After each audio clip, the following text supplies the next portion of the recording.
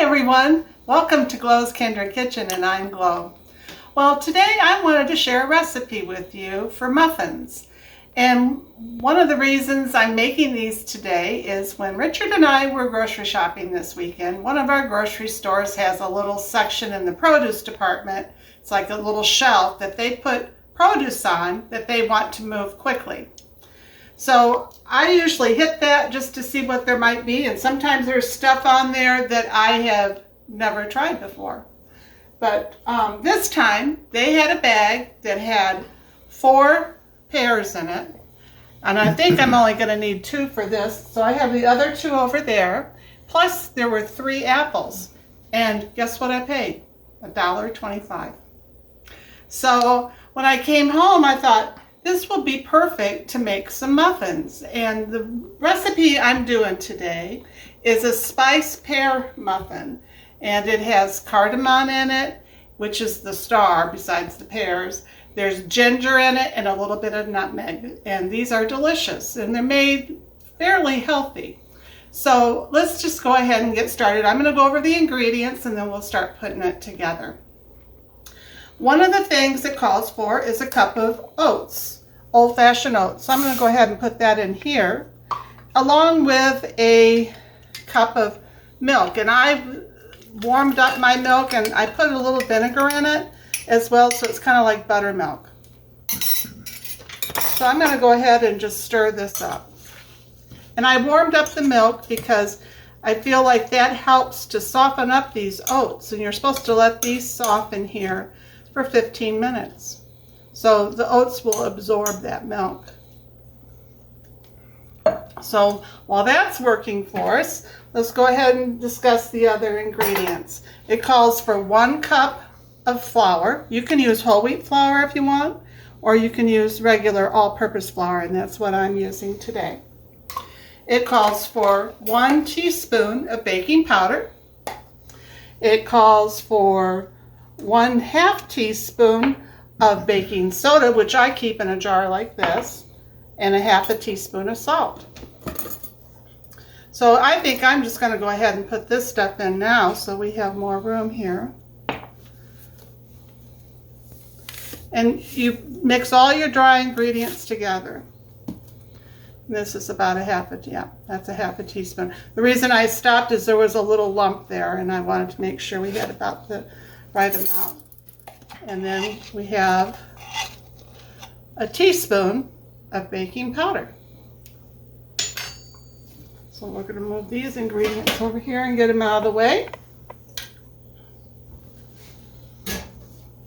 So the cardamom, if you've never tried cardamom before, by all means do. It is delicious. It has kind of a sweet, earthy flavor to it.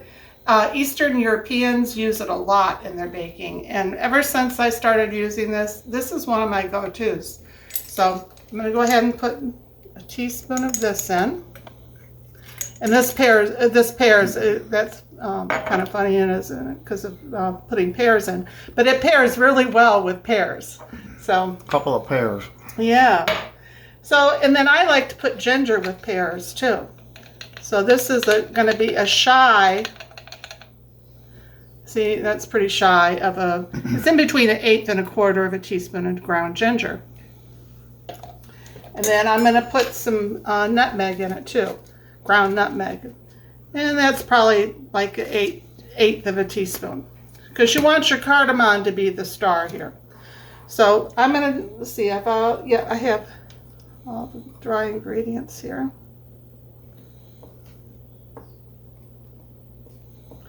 So you just kind of stir that up. So this, see how easy this is? So we got that done now. Pretty easy, Miss Cole. So I'm going to go ahead and get rid of these spices.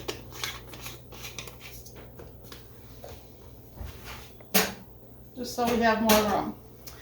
And so the next thing, and it calls for a teaspoon of vanilla, which we'll be putting in, and 1 egg beaten, and 1/2 cup of brown sugar. And the other, and it calls for 1/4 cup of oil, which we'll measure out. And then there's a nice topping on top of these muffins as well. And it's a half a teaspoon, or I'm sorry, 2 tablespoons of melted butter and 2 tablespoons of brown sugar. And 1/8 of a cup equals 2 tablespoons. So I went ahead and measured that out already. And we can go ahead and just kind of mix that up to get it started. This is going to go on top of the muffins. I already have my oven preheating to 400 degrees. So that's all done for the topping. And now we're going to do the pears. So the reason I picked these over the ones over there is these are a little bit more ripe that need to be used up first. So if you've never cut a pear, see how when you open it up it has like seeds, just like you would like an apple. So you want to cut these up in small pieces, and you're going to take that portion out of the core that has those seeds in it. That comes out really easy, easier than an apple. And then we're going to peel these.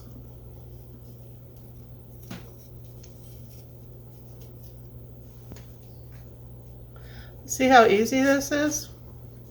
Yes, it is. And then you're just going to cut this, and we need 1.5 cups. So I have a measuring cup here, and you're just going to cut them up in bite-sized pieces. And that's all there is to it. So I'm going to go ahead and I'm going to cut these up. We may need another one. I'm not sure yet. Maybe we'll need all 4. These aren't really large pears. But anyway, I'll be back once I get this done. It'll be about 15 minutes because we're going to wait for this as well to finish soaking. It's been 15 minutes and look at this, you guys. See how that has just absorbed all that milk? Yes. And it's nice and soft, and that's what we want. It's good. So the next thing we're going to do is we're going to be adding our liquid ingredients into here as well as the brown sugar. So we have 1/2 cup of brown sugar. We have 1 egg that's been beaten. Fine.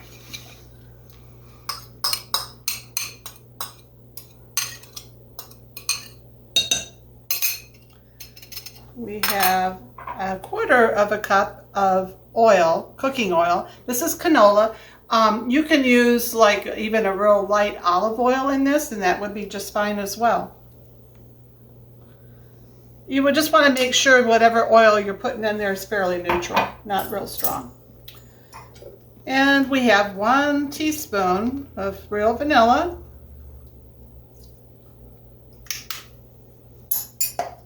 And we're going to stir this up. With the Danish or It's Dutch. supposed to wet together whisk. so easily. I'm sorry, what were you saying, Richard? You know, stir it up with a Danish or Dutch whisk. Yep. I love this tool. It's pretty good too. There we go. And now we're going to be adding our flour mixture that has the baking soda, baking powder, and the spices.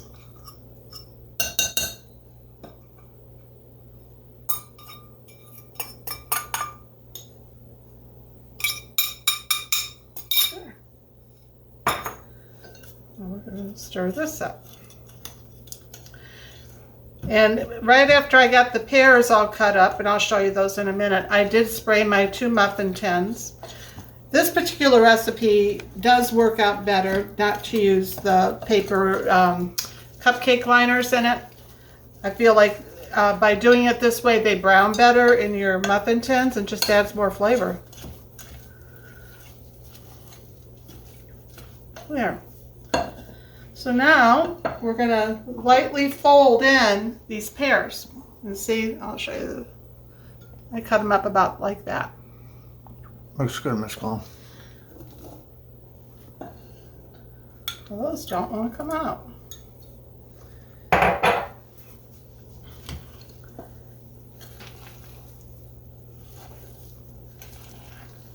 There.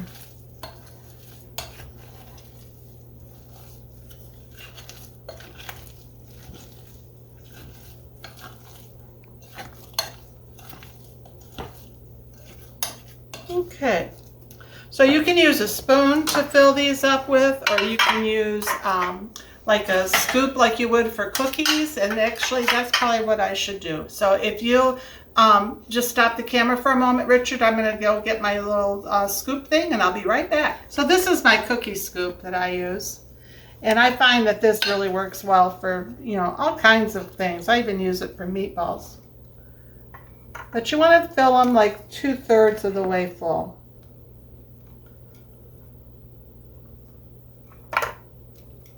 Because they'll expand.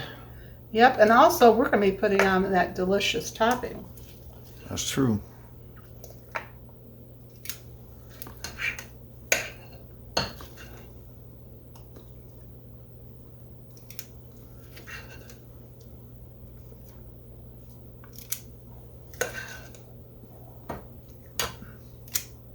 That one looks like it could use another pear. There we go.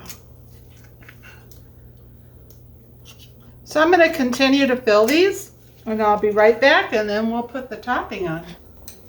Well, look at this, you guys. I thought I would get 12 like I do quite often, and I got 18. Thank you, Richard. I'm brain dead. Almost 18. All right, so I'm just lightly drizzle, and because I had extra, I went ahead and I put an additional tablespoon of butter in here and an additional tablespoon of brown sugar and melted it in the microwave. And you just drizzle this over each muffin, and then you bake these at about 12 minutes, for about 12 minutes, depending on your oven, at 400 degrees. So I'm going to go ahead and continue, but see how you just drizzle this? Continue. We'll come back when I get them all done, and then we'll put them in the oven. Continue drizzling, Miss Glow.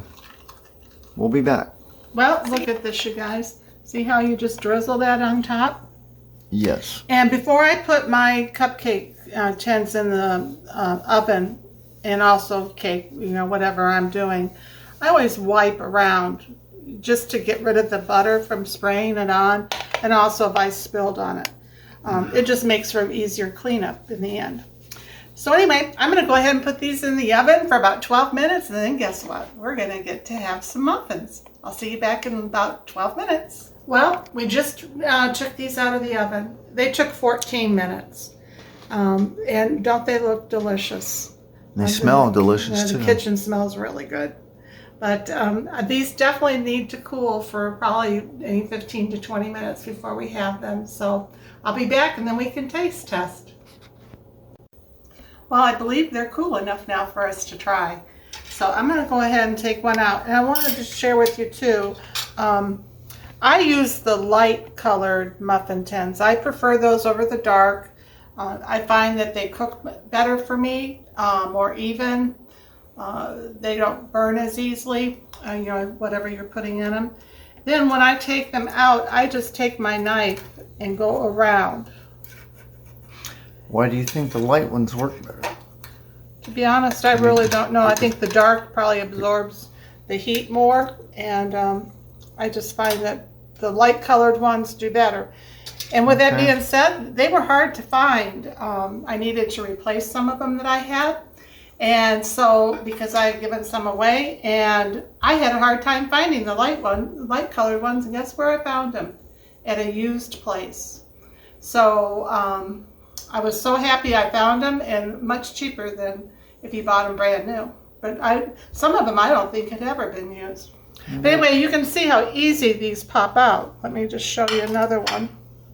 After you go around, see? And you sprayed it, so it's good. Yes. So that helps. And also that way you don't have the paper liner, you know, that's a waste. And they just come out real nice. Now you can also make these, you know, a little bit bigger. By putting that topping on, one thing is they will not rise as high. And that's why these have not risen up real high. So if you want a muffin that rises up real high, then don't put that topping on it because it's kind of heavy. Oh, you can smell that cardamom in there and just the hint of the nutmeg and the ginger and the pear.